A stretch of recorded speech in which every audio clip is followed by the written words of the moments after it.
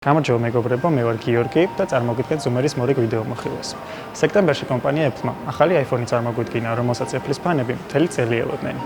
კომპანია Apple-ის თქმით, იგი ინოვაციური, ბევრად დახვეწილი, სწრაფი და რაც თავარია მათი საუკეთესო iPhone-ია.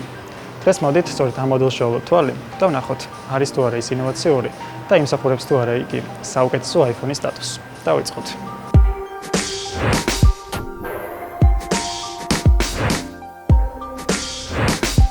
დავიწყოთ დიზაინით. როგორც ხედავთ წინა მხრიდან, შეუძლებელია გარჩევა ის iPhone 6 თუ iPhone 7-ია. უკანა მხარე ოდნავ დაიხვეწა და გაუმჯობესდა. ანტენის ზოლები ახლა მხოლოდ კორპუსის ზედა და ქვედა კანტებზეა განლაგებული. ფიზიკური ზომა არ შეცვლილა. იგი 6-ის იდენტურია. თვალში ასევე მისი კამერა გვეცემა. იგი კორპუსიდან კვლავ გამოწეულია. წლის მოვლენად შეიძლება ჩაითვალოს ის, რომ ახალ iPhone 7-ს არ აქვს ყურსასმენის შესაერთებელი ჯეკი. რამდენად ინოვაციურია ეს, არ ვიცით, მაგრამ ვიცით, რომ მალე ბევრი კომპანია მიბაძავს მათ და თავიანთ smartphone-ებიდან ყურსასმენის ჯეკს გააქრობს. შეიცვალა და დაიხვეწა ყველასთვის ნაცნობი და საყვარელი home ღილაკი. იგი უბრალოდ სენსორულია, მაგრამ მასზე დაჭერისას კვლავ გვაქვს იმის გრძნობა, რომ თითქოს ღილაკს აწვევით.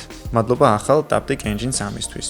გამოჩნდა ასევე ორი ახალი ფერი, შავი და ეგრეთ წოდებული Jet Black-ი, ანუ პრიალა მეტალის ზედაპირით. აღარ არის ნაცნობი Space Gray.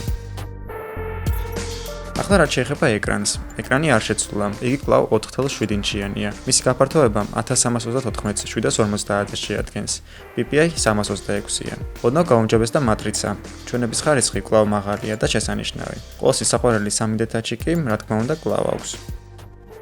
iPhone 7-ში ახალი Apple A10 Fusion chipset-ია გამოყენებული. იგი ახლა 4-ბირთვიანია, Little Big ტექნოლოგიით. ეს ტექნოლოგია ელემენტის დაზოგვაში გვეხმარება. ჩვეულებრივი მუშაობის რეჟიმში ორი პატარა ბირთვი მუშაობს, ხოლო ძლიერი დატვირთვის დროს, მაგალითად თამაშის დროს, ერთობა ორი დიდი ბირთვით. ოპერატიული მეხსიერება 2 GB აქვს. iPhone-ისთვის კი ეს სრულად საკმარისია. ასევე როგორც იქნა, Apple-მა 16 GB-იანი ვერსია გააქრო. შემეხსიერება ახლა 32-ს, 128-ს ან 256 GB-ს შეადგენს. თამაშებს რა თქმა უნდა უპრობლემოდ ართმევს თავს, multitasking-ი შეფერხების გარეშე მუშაობს. კამერა რა თქმა უნდა გაუმჯობესდა. იგი 12 მეგაპიქსელიანია. დიაფრაგმის ზომა 1.8-ა. მას პირველად ოპტიკური სტაბილიზაცია აქვს. სურათების და ვიდეოს ხარისხი კვლავ მაღალ დონეზეა. წინა კამერაც გაუმჯობესდა.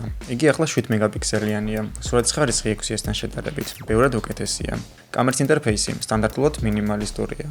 შეგიძლიათ გადაიღოთ პანორამული და live photo, გადაიღოთ time-lapse და slow motion ვიდეოც.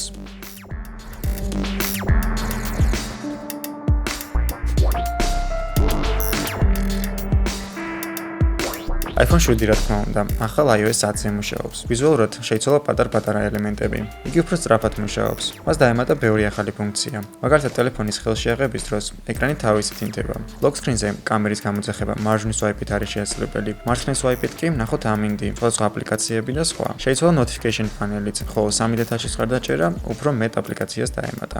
ელემენტი iPhone-ის მომხმარებლის მტკივნეული თემაა. მას 1960 mAh-იანი ელემენტი აქვს, რაც Apple-ის თქმით 6-ისთან შედარებით 1 საათით მეტხანს მუშაობს. ასევე iPhone 7-ს სტერეო დინამიკები აქვს. მართალია მათი ჟღერადობა იგივე 1-ისთან შედარებით დაბალია, მაგრამ ხმის ხარისხი მაინც მაღალია. თითის ანაბეჭდის სენსორი კვლავ მეორე თაობისაა. იგი ასევე ძალიან სწრაფად და ხარვეზების გარეშე მუშაობს. რომ დავაჯამოთ iPhone 7 ძალიან ძლიერი და სწრაფი smartphone-ია. მისი პლუსების მიუხედავად, მას აქვს მინუსებიც.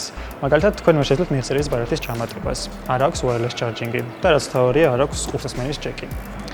ჩვენ ძალიან მოგვეწონა iPhone-ი, ხოლო იმსახურებს თუ არა ის ინოვაციური პროდუქტის წოდებას, თქვენ გადაწყვეტეთ.